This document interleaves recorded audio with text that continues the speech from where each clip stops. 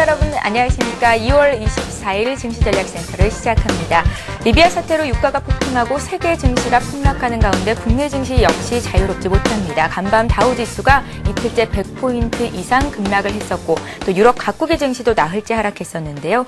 불안정한 투자 심리에 위태로운 수급 구도에도 불구하고 어제 121선을 지키며 장을 마쳤던 코스피 지수가 오늘 장중에 연 저점으로 1945까지 내려가면서 불안감을 가중시켰습니다. 하지만 현재는 또 상승 반전을 했고요. 1955선에 위치해 있는 121 이평선을 강하게 지지하면서 1965선까지 올라와 있는 상태입니다. 외국인들이 사흘째 팔자에 나서고 있고 개인 역시 매도 우위를 보이는 가운데 기관만이 장중 순매수로 돌아서면서 저가 매수에 적극적인 모습을 보여주고 있습니다. 코스닥 지수도 강보합 출발한 이후에 하락 반전하기는 했지만 현재 다시 상승 반전 508선이 지지가 되고 있습니다.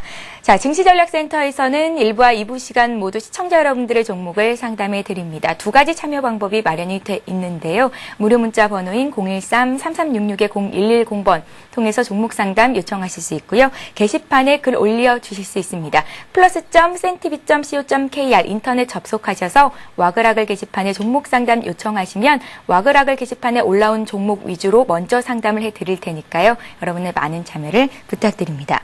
자, 유가 급등에 투자자들은 수혜주 찾기에 분주합니다. 어제 풍력주가 강세를 보였었고 오늘도 강세인데요. 보성, 파워텍 등 원자력 발전주도 초급등세를 보이고 있습니다. 자동차 운행이 감소하고 자전거 수요가 증가할 것이다. 자전거 관련주들도 일제히 오르고 있고요. 또 조선주도 오늘은 상승을 보이고 있는데요. 먼저 시황센터 가서 오늘 장 특징적인 부분들 정리를 해드리겠습니다. 네, 시황센터입니다. 리비아 정정 불안으로 간밤 뉴욕 증시는 이틀째 급락했습니다. 이에 국내 증시도 출발은 부진했는데요. 코스피의 경우에는 장중 연저점을 또다시 기록하기도 했습니다. 하지만 이 시간 양 지수 모두 반등을 시도하면서 모두 빨간불 켜고 있는데요. 먼저 코스피 흐름부터 확인해 보겠습니다. 현재 코스피 지수는 6포인트 상승한 1967포인트를 가리키고 있습니다. 오늘 출발은 1957포인트로 121 이평선 내주면서 출발했습니다. 이후 하락폭을 키워가면서 1940포인트 중반까지 밀리면서 장중 연 저점을 또다시 기록하기도 했는데요. 하지만 10시 구간 이후로 기관의 매수가 증가하면서 상승폭을 확대하고 있습니다. 오늘자 1차 저항선인 121 이평선 지키면서 마감할 수 있을지 지수 흐름 잘 확인해 보시기 바랍니다. 이어서 수급 내용 확인해 보겠습니다. 장 초반 매도하던 기관이 이 시간 매수로 죽게 되면서 853억 원 매수 우위를 기록하고 있습니다. 사흘째 사들이고 있는 가운데 외국인도 사흘째 매도하면서 671억 원 매도세 보여주고 있습니다. 이 시각 개인이 800억 원 현재 매도 우위를 나타내고 있습니다. 이어서 코스닥 흐름도 확인해 보겠습니다. 코스닥 지수 역시 보합권 내에서 움직이고 있습니다.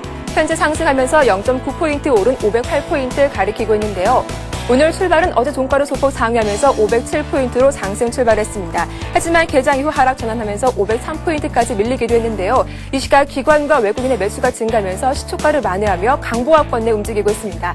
이러한 지수의 흐름 수급 내용으로 자세하게 살펴보겠습니다. 현재 개인이 이틀째 매도하면서 46억 원 매도 우위를 보여주고 있습니다. 반면 기관과 외국인 동반 매수세 보여주면서 기관이 32억 원 사들이고 있고요. 외국인은 14억 원 사고 있습니다. 이어서 환율 흐름도 체크해보겠습니다. 원달러 환율은 1120원대 중반을 횡보하면서 오늘 치열한 수급 공방을 펼치고 있습니다. 현재 환율은 1원 90전 상승한 1125원을 가리키고 있는데요. 오늘 출발은 1127원으로 상승 출발했습니다. 간밤 뉴욕 증시도 하락하면서 장초반 상승 압력을 받고 있는데요. 하지만 수출업체들의 내고 물량 나오면서 1120원대 중반의 횡보 움직임 이어가고 있습니다. 이어서 오늘 장 특징 테마주 확인해 보겠습니다. 리비아 사태로 급락했던 건설주가 대형 건설주를 위주로 반등을 시도하고 있습니다. 오늘 기관의 매수세가 들어오고 있는데요. 현대산업이 4% 급등하고 있습니다. 삼성물산과 대림산업, 한라건설도 3% 강세 보여주고 있고요. 현대건설도 2.9% 강세를 보여주고 있습니다. 이어서 은행주가 어제 이어서 시장 대비 양호한 모습을 보여주고 있습니다. 리비아 사태 영향을 덜 받는 업종인데다 오늘 기관과 외국인이 사주고 있습니다. 네, 외환은행이 1.8% 강세 보여주고 있습니다. 기업은행도 1% 이상 오르고 있고요. 부산은행과 전북은행도 강보합권에 움직이고 있는 가운데 신한주도 1.8% 이상 상승하고 있습니다. 그동안 조정받았던 조선주 역시 오늘장 반등을 시도하고 있습니다. 국제유가 급등이 조선주 호재로 인식되면서 해상을 통한 물류 발주가 늘어날 것으로 전망되고 있습니다. 삼성중공업이 3% 급등하고 있습니다. 현대중공업도 2% 강세 보여주고 있고요. 대우조선해양과 STS조선해양 그리고 현대미포조선도 1% 강세를 이어가고 있습니다. 고유가 행진의 대체에너지 관련주도 오늘장 주목받고 있습니다. 어제는 풍력주 살펴봤는데요. 오늘은 원자력 테마주와 태양광 관련주 확인해보겠습니다. 먼저 원자력 관련주 살펴보겠습니다. 현재 보성파워텍이 상한가를 기록하고 있습니다. 15% 이상 오르고 있고요. 우리기술과 모건코리아도 가격 제한폭까지 오르면서 급등하고 있습니다. 한전기술과 마이스코도 두 자릿수 상승세 보여주고 있는 가운데 한전 KPS도 7% 급등하면서 원자력 테마주가 오늘장 급등하고 있습니다. 이어서 태양광 관련주 확인해 보겠습니다. TCK가 3% 오르고 있습니다. 신성홀딩스도 4% 강세 보여주고 있고요. 오성 LST와 S에너지도 2% 강세 보여주고 있습니다. 끝으로 자전거 관련주도 고유가 사태의 반사 이익을 얻고 있습니다. 어제부터 급등하더니 오늘도 가격 제한폭까지 오르고 있는데요. 참좋은 레저와 A모션이 가격 제한폭까지 급등하고 있습니다. 삼천리 자전거도 9% 급등하고 있고요. 급동 유아와 어울림 네트도 2%, 5% 상승세 보여주고 있습니다. 지금까지 11시 구간 시장 상황 살펴봤습니다. 예, 오늘장 시황 흐름 살펴봤습니다. 자, 이제 일부 시간 본격적으로 시작을 해볼 텐데요. 함께 해주실 두 분의 전문가 소개를 해드립니다. 싱크풀 윤용식 비숍님 나오셨고요. 이트레이드 증권의 정여훈 과장님 자리하셨습니다. 안녕하세요. 안녕하세요. 예. 자, 시장의 이슈를 이야기로 풀어보는 투자 전략 토크 시간입니다. 좀 전에 말씀해 드렸듯이 리비아 사태 그리고 치솟는 유가에 뉴욕 증시가 급락했고 유럽 각국 증시도 나흘 정도 하락을 이어갔습니다. 다우가 이틀째 100포인트 이상 크게 낙폭을 키웠었는데요. 공포지수라고 불리는 미국의 변동지수가 6% 급등 마감을 했습니다. 연중 최저치를 장중에 또 한 번 갈아치웠습니다. 오늘 코스피가 1945까지 내려갔다가 반발 매수가 들어오면서 현재는 1968포인트까지 올라와 있는 상황인데요.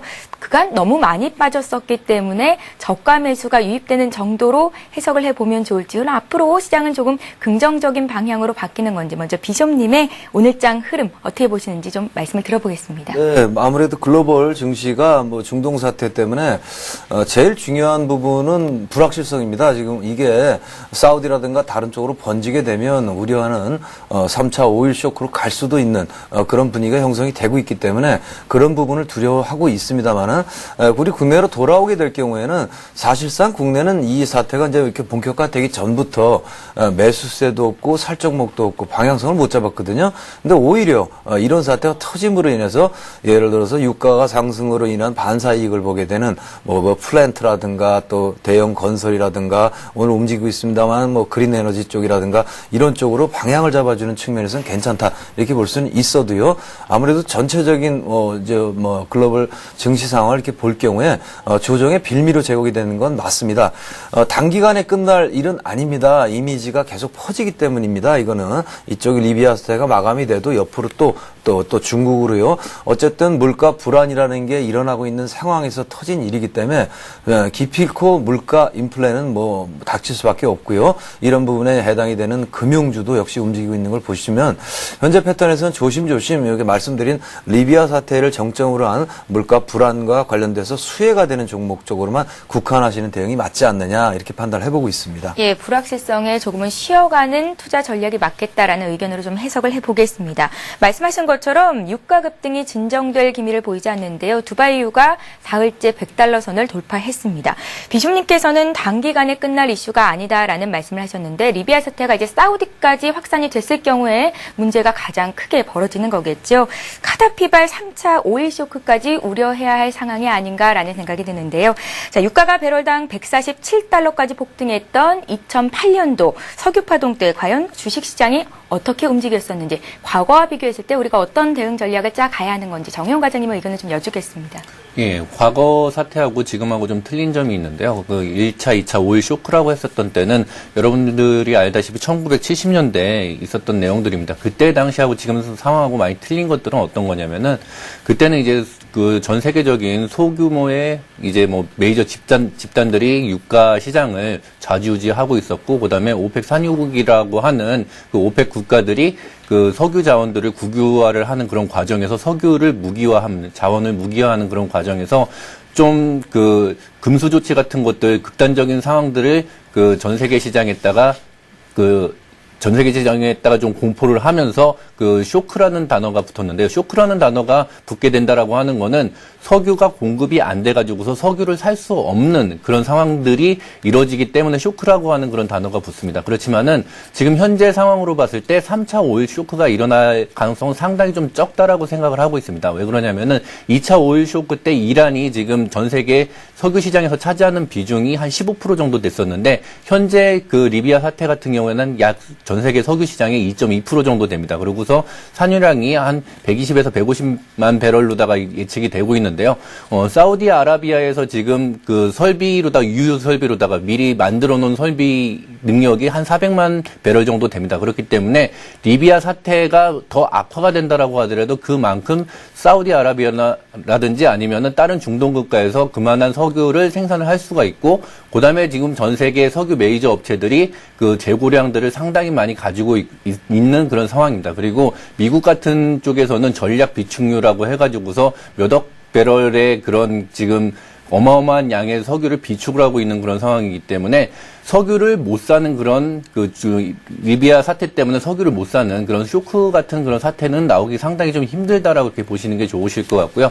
그리고 그 영향을 본다라고 했을 때 사우디아라비아는 아니면 여타 그 중동 국가로다가 번져가지 않을까라고 하는 그런 우려들이 많이 있는데, 실제로다가 그거 차이점은 그 북아프리카에 있는 그런 그 일반 국민들은 상당히 좀 못 살고 있습니다. 그렇기 때문에 곡물 가격 상승으로 인해 가지고서 경제적인 어려움들을 많이 겪고 있는 게 이제 북아프리카의 상황이다라고 하게 되면은 중동에 있는 그 왕족 국가들 같은 경우에는 그거에 비해 가지고 상당히 좀 자유롭고 국민들의 복지 수준이 북아프리카하고 좀 차별화가 많이 돼 있는 그런 상황입니다. 그렇기 때문에 곡물가 상승으로 인해 가지고서 그 국민들이 동요를 할 가능성도 상당히 적고, 그다음에 그런 그 어떤 그 왕정 국가라고 해가지고서 그 국민들이 좀 굶는다라고 하는 똑같은 상황이다라고 하게 되면은 일파만파로 다 좀 번지겠지만은 그런 상황들이 좀 잦아질 가능성이 높다라고 그렇게 생각이 됩니다. 그래서 제 개인적인 생각으로다가는 지금 그 리비아 사태로다 인한 그 유가 상승은 그동안의 인플레이 심리들이 한꺼번에 반영이 된 거다라고 생각을 하고 있고요.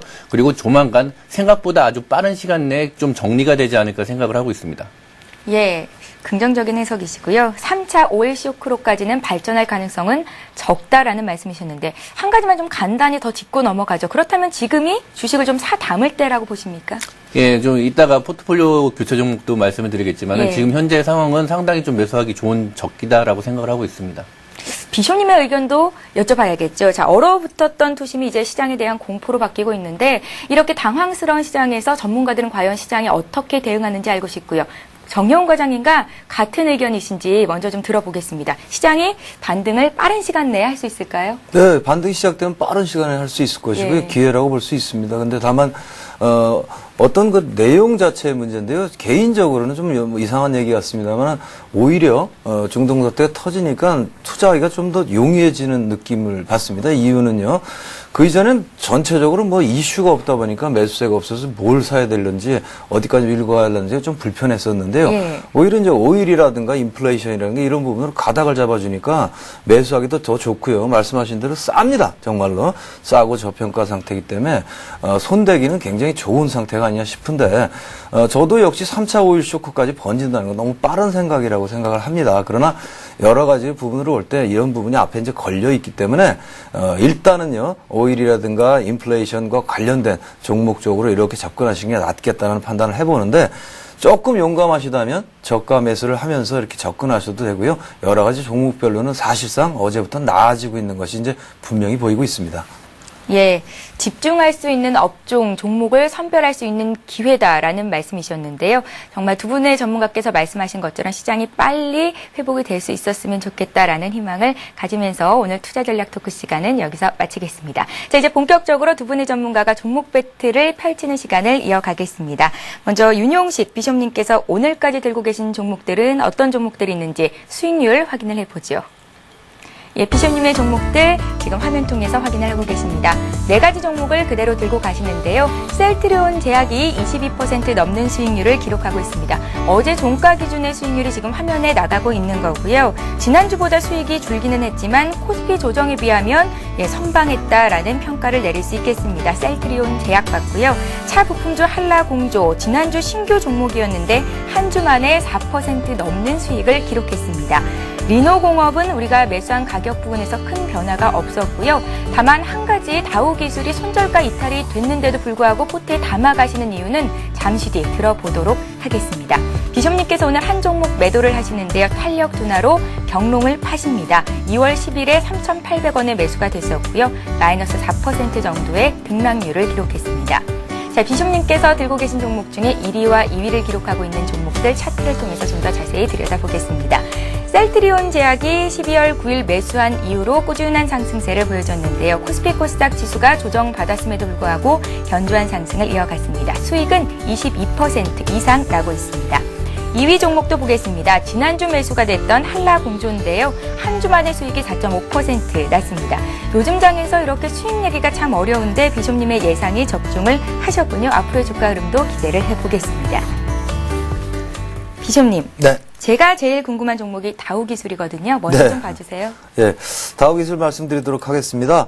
다우기술은 워낙 아끼는 종목 중에 하나라고 말씀드릴 수 있겠습니다. 예. 좋기 때문에 밀렸습니다. 밀렸고 이제 장중에 투매에 휘말리면서 손절도 깨고 그랬습니다만 차트를 잠깐 보시면 동사는 이 9,000원대요. 이 부분이 이제 밴드의 상단이 됩니다. 그래서 이 부분을 깨지도 않은 상황인데 제가 로스컷 기준을 시장 여건에 따라 좀 높게 일부러 잡아놨던 건데요.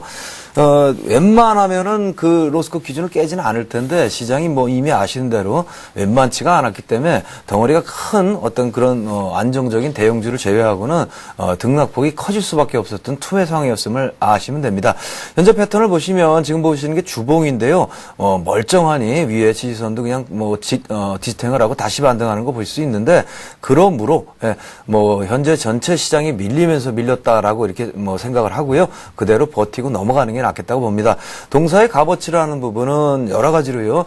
저평가 상태에서 자회사 키움증권의 가치도 있고요. 위로 올라가면서 어떤 자체의 재평가를 받기 위해서 오랫동안 뚫지 못했던 9,000원대를 뚫은 이거에 대한 기념인데요. 그 부분을 기념해서 윗부분의 시세는 반드시 먹고 나와야 되기 때문에 현재 같은 패턴에서는 쥐고 간다라고 보시면 맞겠고요. 금일도 현재 차트상 한 1.7% 상승을 하고 있습니다. 돌아서게 되면은 당연히 이전 고점인 1,500원이나 여기가 아니고요. 위쪽으로 한 2만 원대까지 올라갈 수 있는 저평가 상태가 아니냐라고 보기 때문에 현재 흔들림은 그냥 잊어버리고요. 넘어가는 걸로 패턴을 잡았습니다. 비숍님, 다우기술 손절가 다시 잡아주세요. 네, 9,000원 잡으시면 될 것 같은데요. 네. 사실상 장이 이래가지고 손절가를 적용해놓고 이런 겁니다. 그러니까 투자 심리가 한꺼번에 쏠리면서 무너져 내리는데 후루룩 내려갔다 그 다음날 말아올리게 되거든요. 그 부분을 손절을 적용해야 되느냐. 우리가 흔히 이제 투매 시에는 파는 거 아니다라는 말이 있는데요. 투매가 자꾸 나옵니다. 근데 아마 이제 거의 안 나올 거로 보는데 그렇게 보고 9,000원으로 잡고 접근하시면 좋을 것 같습니다. 예, 다우기술 일단 손절가는 9,000원으로 수정을 하시고요. 다시 한번 반등이 일어났을 때 주가는 2만 원까지 올라갈 수 있겠다라는 말씀이셨습니다. 다음으로 어떤 종목 AS 볼까요? 네, 오늘 경롱을 팔았습니다. 예. 동사도 사실상 농산물 가격과 관련해서 팔 종목은 아닌데요. 이렇습니다. 바닥에서 움직이지 않았던 종목은 사실상 시장이 이렇게 투매가 나오면 버틸 힘을 못 얻습니다. 주식을 움직이는 것은 안에서 목표를 가진 세력들이 들어오면서 움직이게 되는데 바닥권이라는 건 세력 입장에서도 매집 중이라는 얘기고요. 매집 중인 사람 입장으로 한번 바꿔서 생각해 보시면 밀리면 그걸 억지로 받칠 필요 없죠. 싸게 받는 게 더 좋으니까. 그래서 힘이 약하게 쭉쭉 흘러내리게 되는데 물론 반등도 빨리 돌아설 것입니다. 그러나 현재 바닥권에 있는 종목의 시장이 중동사태 겹치면서 투매 사태로 빠지기 때문에 견딜 수가 없어요. 그래서 어저께 컷 해낸 건데요. 현재 패턴은 일단 깨고 내려갔고요. 다시 돌아서서 올라가게 되는 바닥권 종목이고 가치 대비 굉장히 저평가되어 있는 것도 맞고요. 여러 가지 농산물 사태라는 부분들이 이제 농산물 관련주들을 움직이게 하는데 아무래도 약합니다. 지금 시장에 따라서. 그래서 일단 유가와 관련된 흐름 제외하고는 왔다 갔다 하기 때문에 동사는 일단 끊어내는 걸로 이렇게 감을 잡으시면 되겠습니다. 예, 자 이렇게 해서 비숍님 들고 계신 종목 AS를 받아봤고요. 이번에는 정여운 과장님 배틀 종목 수익률 확인해 보겠습니다. 오늘까지 5가지 종목을 홀딩하고 계시군요. 예, 정여운 과장님 포트폴리오 보여드립니다. 호남석유가 오늘까지 벌써 수익이 28%, 거의 뭐 30% 가까이 났습니다. 정여운 과장님 포트에 가장 오래 담겨져 있던 종목이었고요. 정유화학주를 바라보는 시각은 전반적으로 여전히 긍정적입니다. 제일모직도 20% 가까운 수익을 내주고 있는데요. 견조한 상승세가 유지되고 있고요. 기아차가 오늘 오르더라고요. 어제 종가 기준으로 3%대 플러스 수익률이 났습니다. 현대제철이 지난주 매수가 됐었는데 다소 부진한 움직임을 보이고 있고 매수가에서 크게 벗어나 있지는 않고요. LG화학 같은 경우에는 2.8% 정도 마이너스 등락을 기록하고 있는데요. 역시 매수가 부근에서 크게 하락하지는 않은 움직임 보이고 있습니다. 정여운 과장님 오늘 한 종목 매도하시는군요. 삼성전자인데요. 종합주가지수 변동 구간을 이용해서 수익률을 극대화하기 위해 매도하시겠다라는 말씀이셨고요. 1월 27일에 매수가 됐었고 마이너스 6% 정도의 등락을 기록했습니다. 정여운 과장님 포트 종목 1위와 2위 종목을 차트를 통해서 좀 더 자세히 들여다보겠습니다. 호남석유입니다. 호남석유가 무려 30% 가까운 수익을 내주고 있는데요. 정유화학주를 들고 계신 전문가들의 수익률이 전반적으로 좋습니다. 현재 굉장한 수익률을 보여주고 있고요. 두 번째 종목도 확인해 보겠습니다. 제일모직인데요. 12월 23일에 매수한 이후로 주가는 꾸준한 상승을 보였습니다. 18% 이상 수익을 내고 있습니다. 정여운 과장님. 어떤 종목들 AS 해주시겠어요? 예, 그 수익률이 지금 못 나오고 있는 그 세 종목에 대해서 AS를 해드리겠는데 예, 일단 가장 궁금한 종목들이죠. 예. 일단 기아차부터 설명을 드리도록 하겠습니다. 기아차가 좋다라고 하는 것들은 뭐 다들 알고 계시고 그다음에 이번에 하락장에서도 충분히 어느 정도 지지선을 보여주면서 빠지지 않아가지고서 좀 매수를 생각을 하셨던 분들이 좀 애가 탔었던 그런 종목이기도 한데요. 차트를 보면서 설명을 드리도록 하겠습니다. 55,000원 정도 선 되면은 제가 이제 포트에 편입을 하면서 55,000원 아래 구간에서는 이제 사시고 싶었던 분들은 아무래도 보유 비중을 좀 늘리시는 게 좋지 않겠느냐라고 하면서 제가 포트에 같이 편입을 했는데요. 역시나 뭐 장이 하락하는 구간에서도 기아차를 가지고 계셨던 분들은 좀 마음 편하게 가지고 있을 수 있었던 그런 종목이기도 하고요. 추가적으로다가 상승을 한다라고 하게 되면은 아무래도 6만 원 선까지는 계속적으로 다 상승을 할 가능성이 많아 보이는데요. 이번 하락이 지나고 난 다음에 추가적으로다가 종합주가지수가 상승을 한다라고 했을 때 저의 그 투자 아이디어는 예전처럼 그 전체적인 종목들이 다 오르는 게 아니라 어떤 핵심적인 종목들만 좀 간추려가지고서 그런 종목들만 따로 올라가는 그런 모습들이 보이지 않을까라고 생각을 하고 있습니다. 그렇기 때문에 같은 업종 내에서도 많이 빠졌던 종목보다는 뭐 자동차를 예를 든다면은 현대차보다는 기아차를 좀 더 그 편입을 시키는 게 좋지 않을까라고 생각을 하고 있고요. 그다음에 두 번째로다가는 현대제철에 대해서 말씀을 드리도록 하겠습니다. 현대제철 같은 경우에는 따로 특별하게 악재가 있다라고 하기보다는 시장 상황에 따라서 같이 좀 내려왔다라고 이렇게 판단이 됩니다. 뭐 철강 가격이 중국의 어떤 뭐 철강 가격 같은 그런 뭐 이슈도 있긴 했지만은 장이 하락하기 전까지는 가장 분위기가 좋았던 것들이 이 철강 업종입니다. 그렇기 때문에 종합주가지수가 반등을 일으킨다라고 하게 되면은 아마도 선봉에서의 가능성이 높다라고 생각을 하고 있고요. 차트를 보면서 말씀을 드린다라고 하게 되면은 그 하락장에서도 61선을 깨지 않으면서 어느 정도 상승의 모습을 보여주고 있습니다. 그렇기 때문에 기관이나 외국인 매수들이 들어온다라고 하게 되면은 다시 한번 전고점을 위해서 올라갈 가능성이 높다라고 생각이 됩니다. 그리고 마지막으로다가는 LG화학에 대해서 말씀을 드릴 텐데요. LG화학 역시 37만 원 선에서 강력한 지지 라인이 있다라고 이렇게 말씀을 드렸습니다. 하지만은 시장 상황에 따라 가지고서 그렇게 크게 상승을 하는 모습들은 못 보여주고 있는데요. 그렇지만 36만에서 37만 원 사이의 어떤 지지 라인을 바탕으로 해가지고서 추가적으로 상승을 한다라고 하게 되면은 아무래도 생각보다 좀 빠른 상승들이 나올 가능성도 높다라고 생각이 됩니다. 그렇기 때문에 지금 말씀드리는 그 수익률이 안 났던 그런 종목들은 여전히 매수 관점에서 보셔도 무리가 없다라고 생각이 됩니다. 예, 잘 알겠습니다. 이렇게 해서 비숍님 그리고 정여운 과장님 포트 종목 AS를 받아봤고요.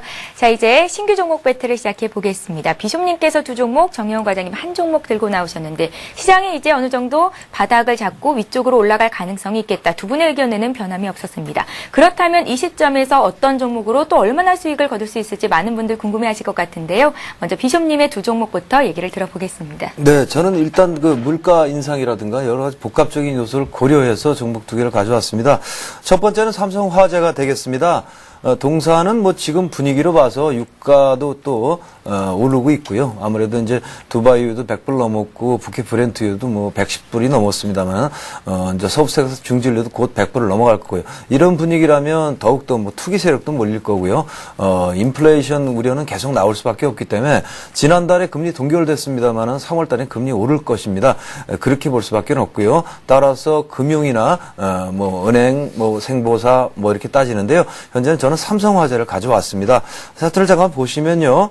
22만 7,500원 현재가 달리고 있는데 매수는 뭐 아침에 뽑아가지고 가져왔는데 이 아래가격에서 사시면 되겠습니다. 22만 7,500원 밑으로 사시면 되겠고요. 이 방송을 하는 중에 계속 지금 올라가고 있는 상황인데 흔들림을 이용해서 매수를 하시고요. 이야기거리는 3월 초순경이 되겠죠. 또 금토일이 열릴 것이고요. 그런 부분까지 이제 올라가는 그런 흐름이다라고 보시는 게 맞겠고요. 무엇보다 지금 중동 사태 때 흔들림이 있어도 흔들림이 덜 할 거다. 왜냐하면 뭐 유가 뭐 또 뭐 인플레 이런 부분으로부터 금리 인상해서 또 이제 이런 금융주들은 수혜를 받을 수가 있기 때문에 그런 목적도 있습니다. 그렇게 들어가시고요. 로스컷 기준은 21만 원 정도 설정하시고 목표가는 25만 원 설정하도록 하겠습니다. 예, 먼저 종목은 삼성화재였는데요. 손해보험주죠. 인플레 우려에 금리 인상 수혜주로 꼽아주셨고 지금 22만 7,500원까지 왔습니다. 이 가격대 아래에서 매수 가능하겠다라는 말씀이셨으니까요. 함께 하신 분들은 매수가, 목표가, 손절가 잘 메모를 해두시기 바랍니다. 한 종목 더 있으시다고요? 네. 예. 현대중공업 가져왔습니다. 현대중공업은 유가가 상승하면서 먼저는 이제 뭐 정의주가 움직이겠습니다. 뭐 SO일이라든가. 근데 이거는 정부에서 가격을 못 올리게 자꾸 누르는 그런 부분이 있기 때문에 단기간에 시세를 끝일 것은 맞고요. 약간 중기로 보면 대형 건설이라든가 플랜트 발주 이런 부분들이 아무래도 수혜를 보게 됩니다. 그래서 이제 플랜트 쪽으로 뭐 걸게 되면은 현대중공업을 우리가 꼽을 수가 있겠고요. 동사는 농산물 가격 급등이라는 부분도 역시 동시에 따라붙기 때문에 뭐 우리나라 최초로 해외 농장을 가지고 있습니다. 옥수수라든가 이런 부분은 그런 부분도 역시 시장에서 이제 알려지게 되고 그런 부분도 메리트가 되지 않을까 이렇게 판단을 해봅니다. 차트도 유망하고요. 따라서 가져왔는데 공교롭게도 이 종목도 아침부터 지금까지 줄기차게 올라왔어요. 제가 아침에 매수 가격 기준으로 설정했던 걸 조금 올렸음에도 불구하고 더 올라갔습니다만은 더 올릴 수는 없고요. 현재 45만 1,500원인데요. 45만 원 밑으로 매수를 하시면 됩니다. 제가 이 종목을 뽑을 당시에는 뭐 이제 44만 5천 원 전후였는데 쭉쭉 올라오고 있는데 흔들림을 이용해서요. 45만 원대 밑으로 매수를 해주시면 좋겠고요.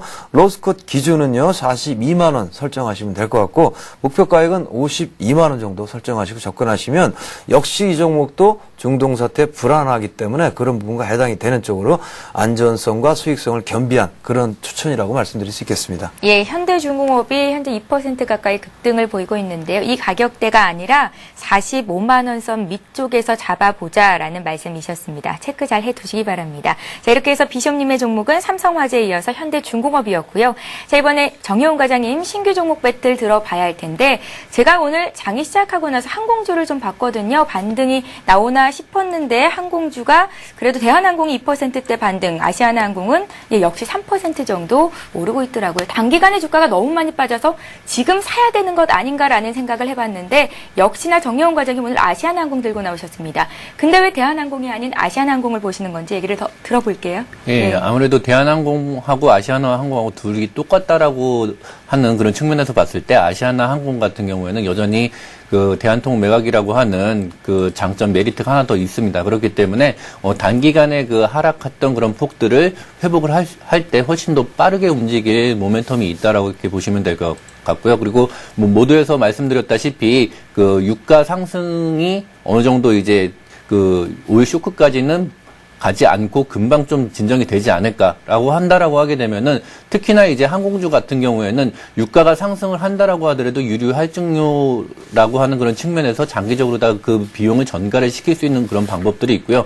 그리고 어제 뭐 유가가 오르긴 했지만 항공유는 오히려 좀 떨어지는 그런 모습들을 보여줬습니다. 그렇기 때문에 아시아나항공 같은 경우에는 뭐 오전에 상당히 10,000원대 부근에 있을 때 상당히 매수 적기였다라고 생각을 하고 있고요. 10,000원에서 1,500원 정도 사이면은 안전하게 매수를 할 수 있다라고 생각을 하고 있었는데 지금 한 1,600원 정도 하고 있는데요. 뭐 이 가격대 괜찮습니다. 아직까지 괜찮고 목표 가격으로다가는 11,500원에서 12,000원 정도 선까지 단기간으로다가 올라올 수 있다라고 생각을 하시면은 단기간에 한 10% 정도 수익을 보시고서 그 매도를 하실 수 있는 그런 기회가 있지 않을까 생각을 하고 있습니다. 그리고 손절 라인으로다가는 9,500원 정도를 제시를 해드렸는데요. 여전히 한 번 더 그 장이 좀 흔들려가지고서 10,000원대 근처로 온다라고 하게 되면은 10,000원대 부근이면은 다시 한번 사도 된다라고 생각하시고 접근하시면 될 것 같습니다. 예, 대한통운 매각에 따른 그 여러 가지 모멘텀까지 반영이 되면서 대한항공보다 아시아나항공의 주가 탄력이 더 낫겠다라는 말씀이셨고요. 지금 가격대 1,550원 선도 괜찮다라는 말씀, 단기간에 10% 정도 수익을 볼 수 있겠다 하셨으니까요. 현금 비중 좀 있으신 분들은 아시아나항공 공략해보시는 것도 좋은 방법이지 않을까 생각이 듭니다. 자, 이렇게 해서 비숍님, 정여훈 과장님의 신규 종목 배틀까지 진행을 해봤습니다. 자, 이번 시간에 시청자 여러분들의 종목을 상담해드리는 시간이죠. 스타 Q&A 시간을 함께합니다.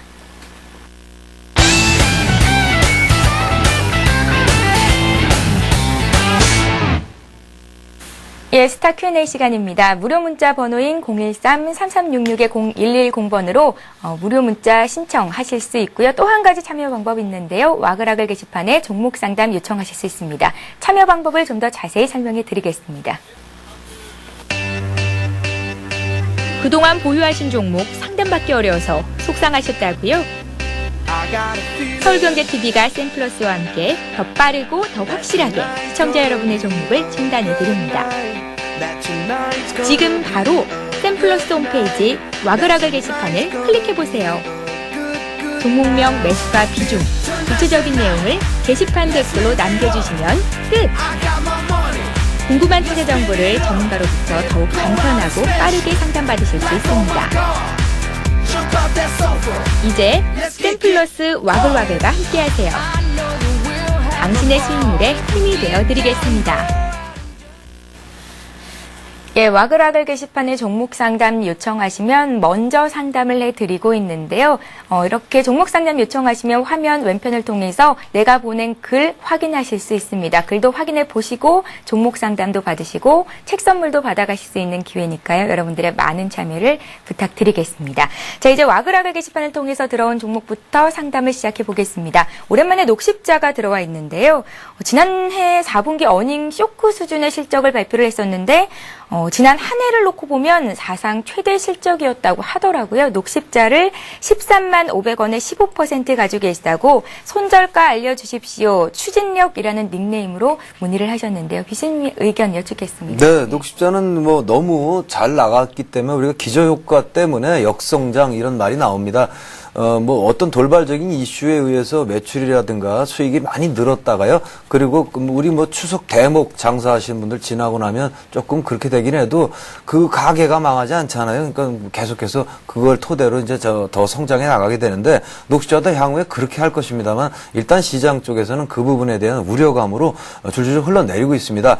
그런 계기가 이제 돌아서지 못하게 하는 계기는 증자 물량이 또 앞부분에 있기 때문에 증자 물량을 또 소화해야 됩니다. 그런 과정을 현재 지나고 있기 때문에 13,500원에 13만 500원에 사시고요. 15% 사시고 지금은 11만 8,000원인데 물론 한 10% 정도 다운됐으니까 손절을 하실 수는 있겠습니다만 좀 넓게 보시고 접근하신다면 이 가격이 손절할 가격은 아니라고 봅니다. 굳이 손절을 하겠다고 이렇게 뭐 잡아달라고 하시면 12만 원 깨면 로스컷을 하는 것이 뭐 타당합니다만은 현재는 증자 이후에 벌써 3달째 바닥을 찍고 있고 현재 원바닥, 투바닥 잡고 있기 때문에 물론 돌아서도 빨리 오르지는 않겠습니다만은 천천히 올라가는 성장형의 종목을 중기적으로 바닥을 잡았다고 본다면 최대 10만 원까지 왔다 갔다 하는 부분에서 조금 더 보태더라도 동사는 넓게 본다면 가능하다 이렇게 보여지고요.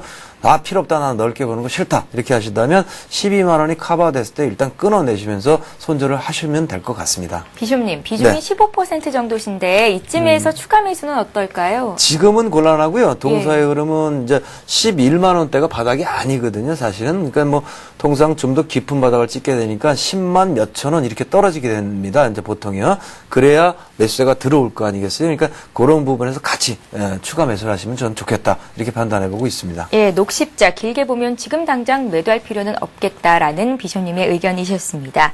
자, 이번에 신도리코 바돌이죠. 역시 와그라글 게시판을 통해서 들어온 종목인데요. 신도리코 매수 후에 가격이 자꾸 내려오고 있습니다. 52,900원에 40% 가지고 계시다고 문의를 하셨고요. 대응 전략 짜 주십시오. 멋있는 정총무님께서 이렇게 종목 상담 요청을 하셨습니다. 정 과장님.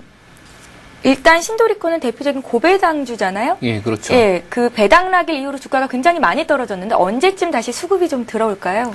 아무래도 배당주에 대한 적절한 그 매수 타이밍 같은 경우에는 그 배당이 많이 남은 한 그 중순쯤입니다. 여름이나 가을쯤 넘어갔을 경우에 그때쯤에 어느 정도 이제 바닥을 다진 다음에 배당 시즌까지 계속적으로 다 올라가는 그런 모습들을 보여주고 있기 때문에 지금 현재 신도리코 같은 경우에는 여러 투자자들이 별 관심을 안 가지고 있는 그런 시기의 가능성이 높습니다. 그렇기 때문에 가지고 있는 사람들도 별로 없고 그다음에 살 사람도 별로 없기 때문에 시장 흐름하고 전혀 무관하게 그 추세적으로다가 조금씩 내려오는 그런 모습들을 보여주고 있는데요. 비중이 한 40% 정도 되신다라고 하게 되면은 아마도 그 등락폭으로 따진다라고 하게 되면은 그렇게 큰 등락폭은 아닌 그런 상황인데요.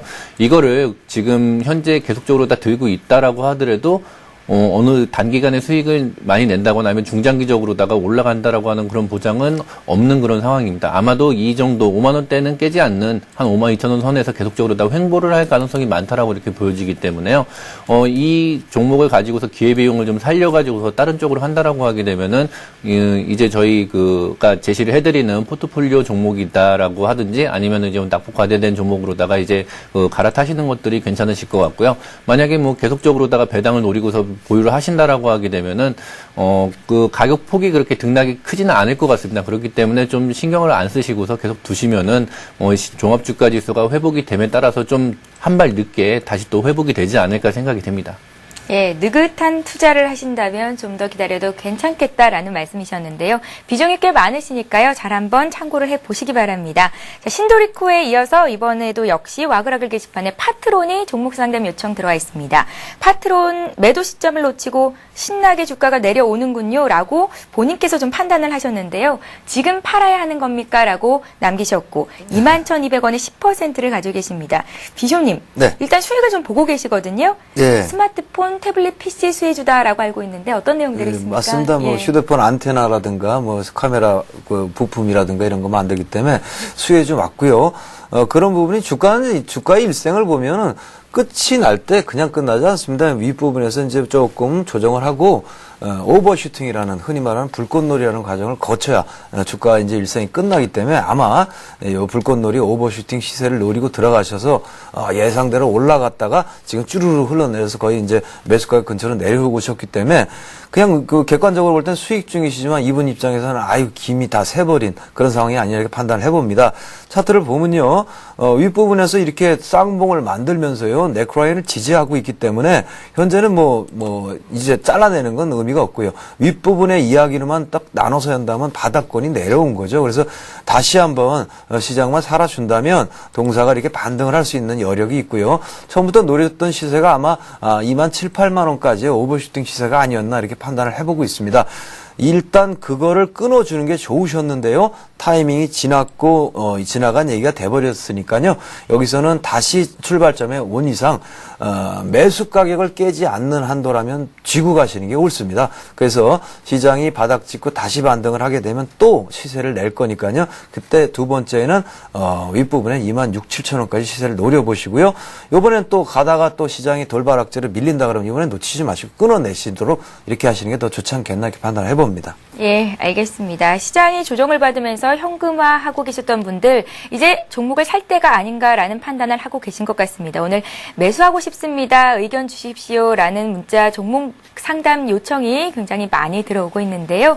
매수 문의 들어와 있는 종목들 봐드리겠습니다. 무료 문자 번호죠. 013-3366-0110번 통해서 들어온 종목인데요. 삼성물산입니다. 건설주가 오늘 비교적 큰 폭으로 반등을 하면서 업종별로는 가장 큰 수익을 내고 있는 종목인데요. 삼성물산입니다. 매수 시점 오늘 어떻겠습니까? 진단해 주십시오. 8388님께서 문의하셨는데요. 예. 과장님. 예. 매수 시점 하면은 뭐 차트를 보면서 말씀을 드리겠는데요. 건설주 자체로다가는 아무래도 계속적인 악재에 의해 가지고서 그런 악재가 금방 해소가 되기는 힘들다라고 하는 그런 팩트가 있습니다. 그렇기 때문에 어느 정도 이제 상처를 입었다라는 거를 염두에 두시고 과다한 악폭에 따른 반등을 노리셔야 될 텐데요. 지금 현재 삼성물산 같은 경우에는 차트를 보면서 말씀을 드리면은 크게 그 세 가지 라인으로다 이렇게 보실 수가 있습니다. 그래가지고서 65,000원대에 지금 그 저점을 찍고서 다시 지금 반등을 해가지고 68,600원대 지금 있는데요. 아무래도 올라간다라고 하게 되면은 그 저항으로다가 작용을 하는 그런 가격대가 아마도 7만원대가 되지 않을까 생각이 됩니다. 그리고 그 위쪽 저항으로다가는 76,000원대가 있거든요.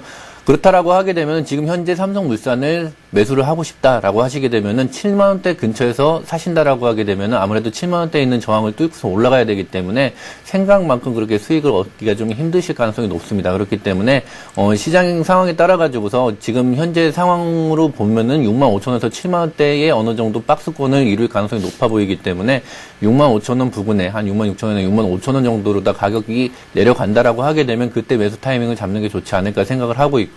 그리고 많이 빠졌다라고 해가지고서 올라가는 그런 종목들은 어느 정도 반등의 한계가 있기 마련입니다. 그렇기 때문에 지금 제가 그 포트폴리오 종목에서 이렇게 설명을 드렸던 이제 그 추세가 훼손이 되지 않고 여전히 좋은 종목들하고 그다음에 이제 어느 정도 상처를 입어가지고서 다시 반등하는 종목 두 개를 놓고 봤을 때는 비중 조절을 적절히 하셔가지고서 접근을 좀 단기적으로 하시는 게 좋지 않을까 생각이 됩니다.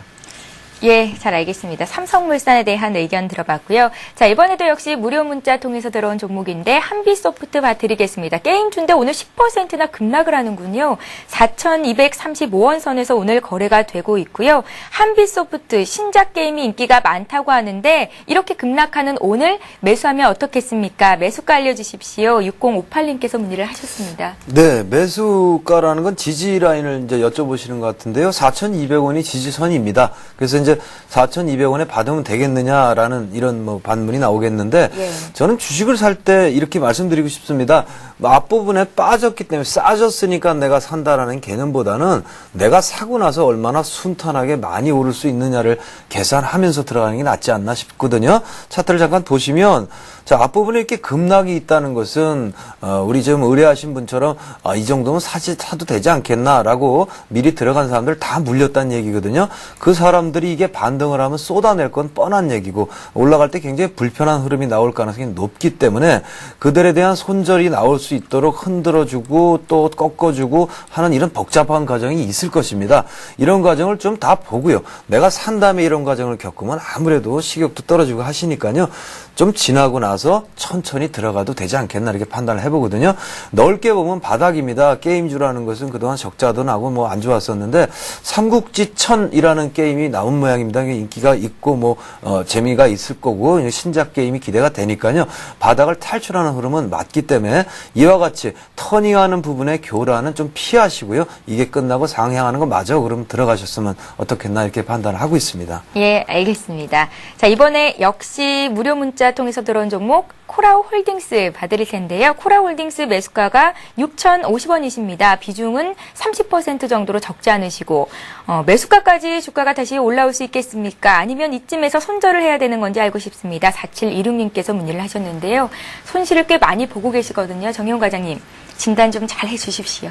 예, 예. 코라홀딩스 같은 경우에는 뭐 종목 상담에서 여러 번 나왔던 것 같은데요. 회사 자체로다가 그렇게 나쁜 회사가 아닙니다. 하지만은 코라홀딩스가 신규 상장 종목들 중에서는 그 요새 신규 상장된 종목들이 계속적으로 다 한 번 올라가지도 못하고 많이 빠졌던 그런 종목들이 많이 있음에도 불구하고 이건 2011년 들어가지고서 실적 모멘텀을 바탕으로 해가지고서 좀 단기적으로 다 반등을 했었던 그런 모습들이 있습니다. 그리고 실적 발표가 난 이후에 그때서부터 이제 그 2월 7일 기점으로 해가지고 한 단계 좀 빠지게 되는 그런 모습들을 보여주고 있는데요.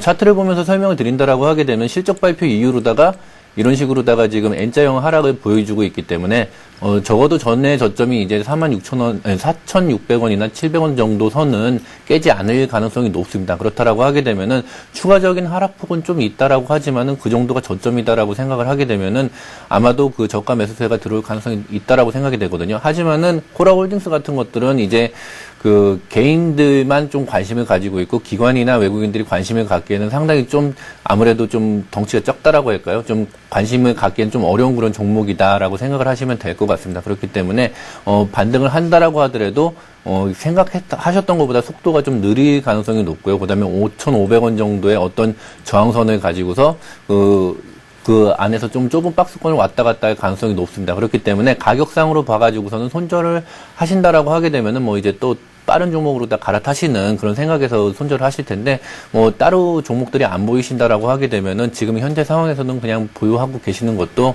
괜찮지 않을까 생각이 됩니다. 예, 보유 의견 주셨고요. 자, 이번에는 다시 또 와그라글 게시판 쪽으로 시선을 옮겨보겠습니다.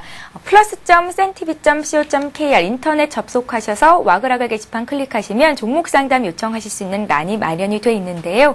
이쪽으로 보내주시면 먼저 상담을 해드리고 있으니까요. 많은 참여 기다리고 있겠습니다. 지금 빨리 보내주시면 되겠어요. 자, 이번에 봐드릴 종목은 SBS인데요. SBS를 26,200원에 40% 사셨다고 수익 보고 계세요. 일단은 축하를 드립니다. 목표가 알려주십시오 하셨습니다. 튜닝 매니아라는 닉네임으로 보내주셨는데 SBS 이외에 통신 관련주들 앞으로의 전망도 알고 싶으시다고요? 비숍님께 좀 여쭤볼게요. 네, 예. 패턴이 이게 주로 완전히 바닥권의 종목을 이제 파묻어 들어가시고 올라가면은 이제 쭉 재미를 보고 그랬던 경험이 많으신 분 같습니다. 지금 뭐 물어보신 SBS도 뭐 차트상 굉장한 바닥이고요. 통신 관련주도 뭐 알다시피 배당락 이후에 굉장히 많이 빠져서 회복을 못하고 있고 오늘 좀 돌아서긴 합니다만 그런 종목들을 주로 관심을 가지고 계신데 이런 종목들은 전체 포트에서 일정 부분만 차지하셨으면 좋겠고요. 역동성이 너무 떨어지고 시장이 이렇게 흔들릴 때는 자칫 더 추가 하락이 있을 수 있으니까 유의하셨으면 좋겠습니다. SBS 말씀드리도록 하겠습니다. 동사는 뭐 여러 가지 뭐 재무제표나 이런 걸 볼 때는 바닥은 아닙니다. 사실은 더 빠질 수 있는 여력이 있는데 차트를 보시면 월봉상이요. 그동안 쭉 바닥 역할을 해왔던 부분까지 도달을 했고요.